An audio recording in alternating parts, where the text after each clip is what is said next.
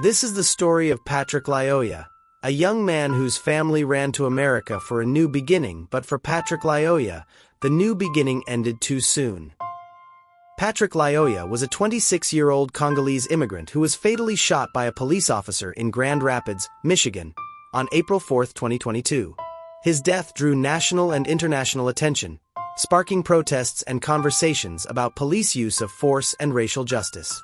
On the morning of April 4, 2022, the city of Grand Rapids, Michigan, looked like any other American town waking up from the cold grasp of winter. Gray skies pressed down on quiet streets, slick with rain. School buses groaned down sleepy avenues. Coffee shops flicked on neon lights. Life, ordinary, fragile life, moved forward, unaware that somewhere on those streets, a life was about to be lost.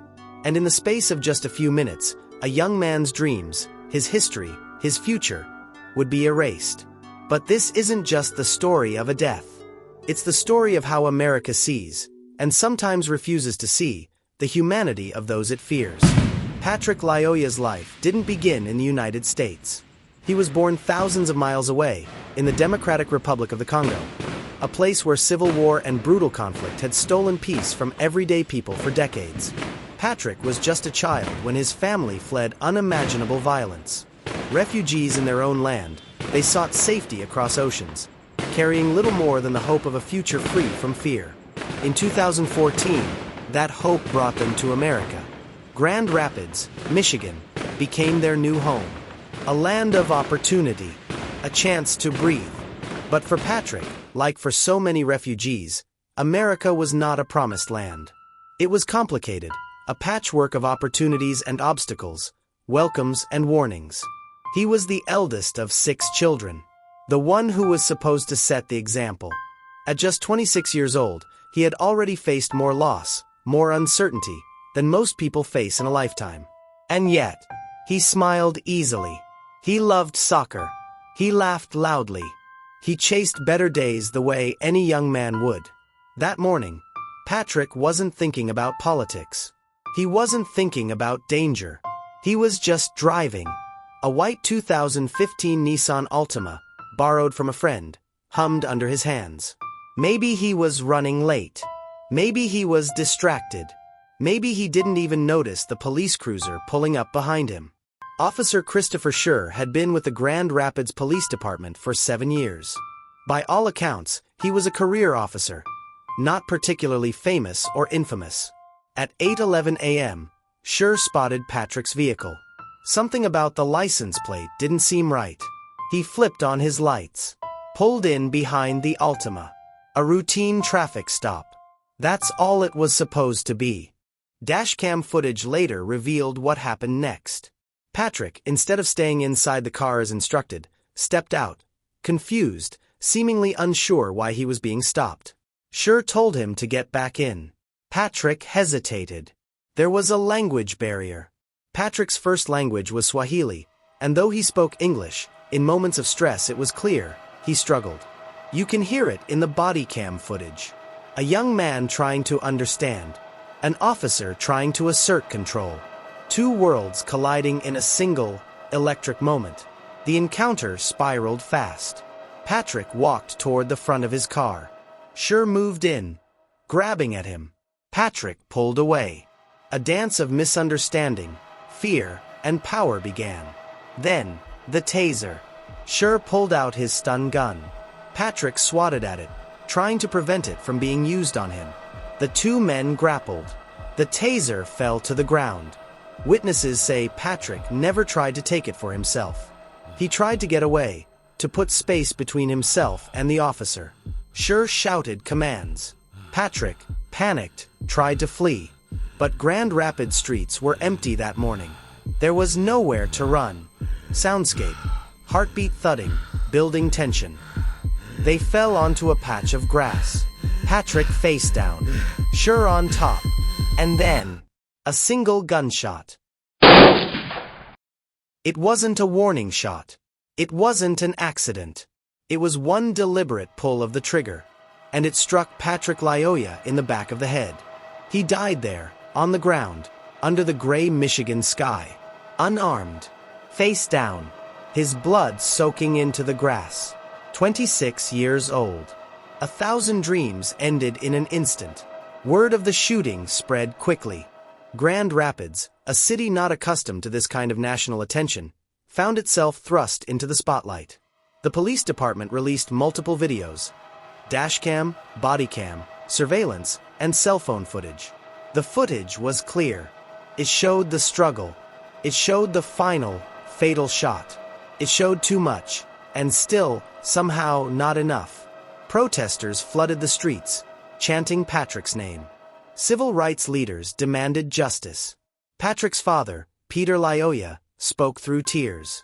"My son was killed like an animal. They treated him worse than an animal." Pain echoed through Grand Rapids and across the nation. Another name, another life, another unanswered question. Why? The Kent County Medical Examiner ruled Patrick's death a homicide. Officer Schurr was placed on leave. State officials launched an investigation. In June 2022, after months of growing pressure, Schurr was charged with second-degree murder. He turned himself in. He pleaded not guilty. But justice, real justice, rarely comes quickly or cleanly. Patrick's family demanded a conviction. But the road ahead was long, uncertain, and filled with obstacles. Witnesses had been silenced before. Cases had crumbled before. Would this time be different? Patrick's family, refugees once again, this time from injustice, struggled to understand how their American dream had turned into a nightmare. They buried their son. They stood before microphones, begging a country that had promised them safety to deliver on that promise, even now, after it was too late for Patrick. "We ran from bullets in Congo," his father said. "We didn't know we would find them here." The weight of grief crushed them. But they refused to be silent. Patrick's name echoed in city halls, in newsrooms, on protest signs, in whispered prayers. A young man most Americans had never heard of before was now a symbol, not just of loss, but of all the unseen, unheard lives that slip away when the cameras aren't rolling. Why did a simple traffic stop escalate to deadly force so quickly? Was Patrick's death inevitable? Or was it the result of a broken system? Did fear, bias, and poor communication doom the encounter from the start? Could he have been saved? The trial loomed ahead. The country waited. And somewhere in the quiet corners of Grand Rapids, other young men like Patrick still climbed into their cars, still tried to chase dreams, still wondered if they would make it home. Because justice, real, lasting justice, doesn't live in headlines. It lives in actions, in choices, in the everyday decisions of people who refuse to look away. But what happened after Patrick Lyoya's death would reveal far more than just one tragic mistake. It would tear open hidden wounds in Grand Rapids, expose secrets long buried, and test whether a city and a country could ever truly change. Because Patrick's story didn't end with a gunshot. No. In many ways, it was just beginning. In the days after Patrick Lyoya's death, Grand Rapids became a city holding its breath. Each corner, each street, each silent face carried the heavy weight of a question no one dared speak aloud. Would there be justice this time? Or would Patrick's name, like so many others before his, be swallowed by the passing of time? The answers would come, but not quickly, and not without a fight. From grief to reckoning. April 5, 2022. The morning after Patrick's death, Grand Rapids awoke to a terrible silence. The kind of silence that follows a shock so deep, even the birds seem hesitant to sing. People whispered in coffee shops. Teachers gathered students a little closer. Mothers hugged their sons a little tighter. Everyone knew what had happened. The footage had not yet been released, but in small communities, truth moves faster than officials can contain. At the Lyoya home, grief gripped every corner. Patrick's father, Peter, couldn't stop replaying the moment when police had come to his door, their faces solemn, their words cold. "Your son is dead," they had said. There was a confrontation, a word so small, so clean. It could never capture the violence of a gunshot splitting the air, the blood soaking the earth. In those early hours, the Lyoya family did not yet know how brutal Patrick's death had been. But they would learn. The whole world would learn. And once seen, it could never be unseen. April 13, 2022. 9 days after Patrick's death, the Grand Rapids Police Department released 4 videos: body camera footage, dashcam footage, surveillance footage, cell phone video captured by Patrick's friend, a passenger in the car. The videos were raw. They were disturbing. They were undeniable. In them you could see Patrick, confused, stepping out of his car. The officer demanding he stay inside. Patrick backing away, hands raised. A brief struggle. The officer trying, and failing, to use his taser. Patrick on the ground, face down. The officer drawing his weapon. A single shot to the back of Patrick's head. And then, stillness. The body cam footage ended suddenly during the struggle. Disconnected. But it didn't matter. The truth had already been seen. Across living rooms, on city sidewalks, in school cafeterias, people watched. Some gasped. Some wept. Some turned away. But no one who saw it could deny what it looked like. An execution. The protests began within hours. Hundreds flooded downtown Grand Rapids, chanting, singing, weeping. Say his name. Patrick Lyoya. Signs bobbed in the air. Justice for Patrick. Black Lives Matter. Stop killing us. The protests were loud, but largely peaceful. A desperate, raw outpouring of grief and anger. Peter Lyoya stood before a sea of cameras and microphones, his voice trembling as he spoke through a translator. My heart is broken. My life has ended. I thought I escaped death by bringing my family to America. I thought we were safe. But today, my son is in the grave. He did nothing wrong. He was just trying to live.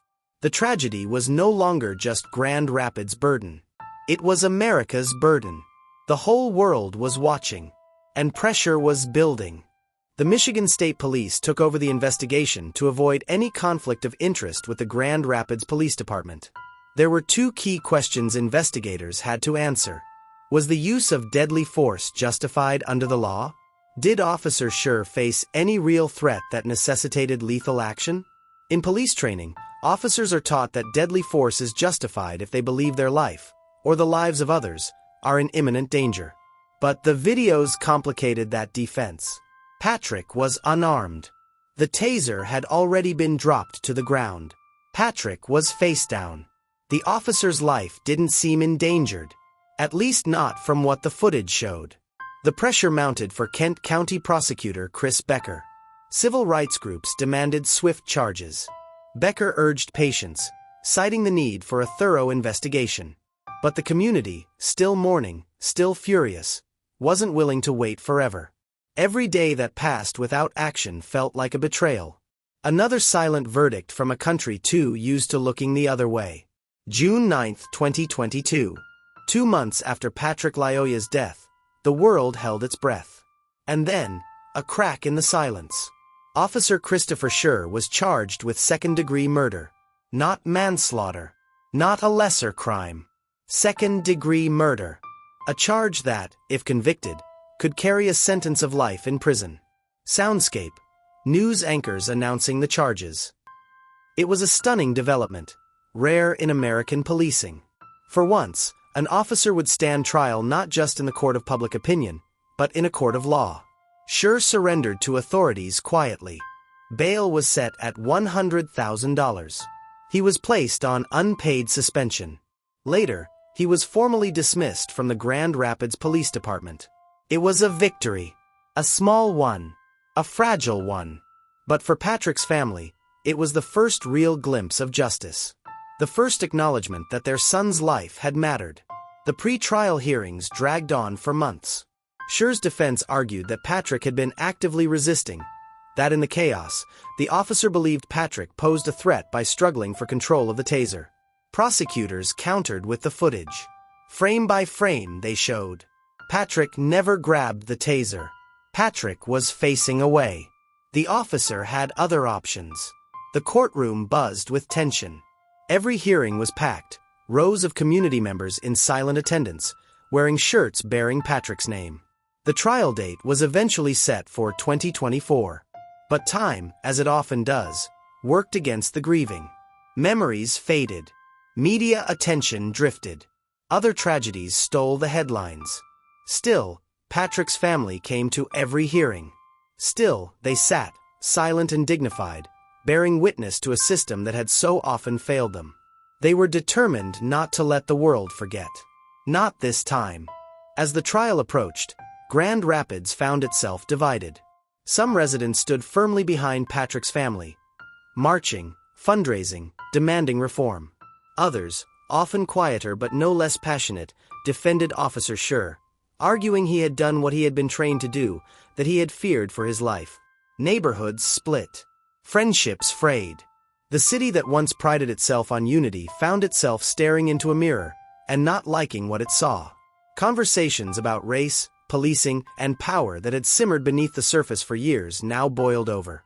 And through it all, the question remained. Was Patrick's death a tragedy? Or something worse? Was it a crime?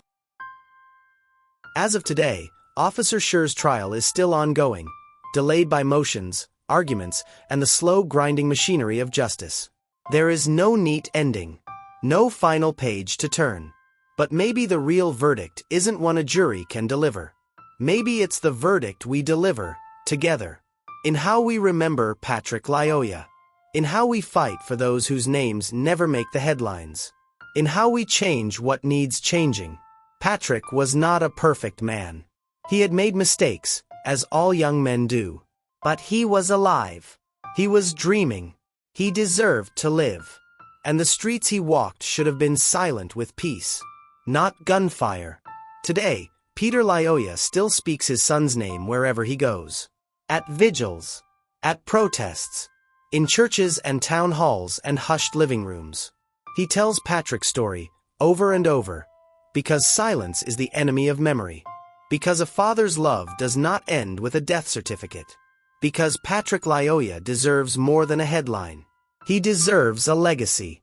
I will not stop, Peter says, until my son's name means something. And maybe, if we listen, truly listen, Patrick's voice, silenced on that cold April morning, will rise again. Not in anger, but in hope. In the dream of a better America.